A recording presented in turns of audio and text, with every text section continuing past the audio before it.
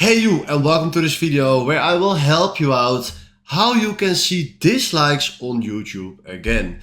Alright, first of that we go to a video where we want to see the dislikes, and that is on this video. And if you can see, we can only see likes just right here.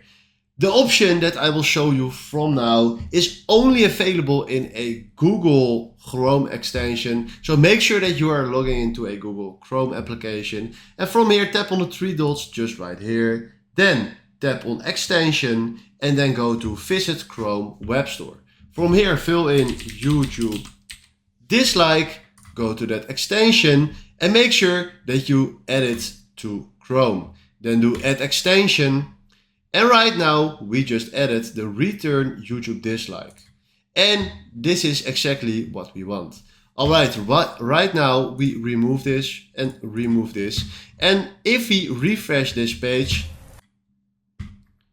you can see that we can see the dislikes again on YouTube. Alright, this is how it works, and if you found this helpful, please consider subscribing and give this video a like. And then for now, thanks for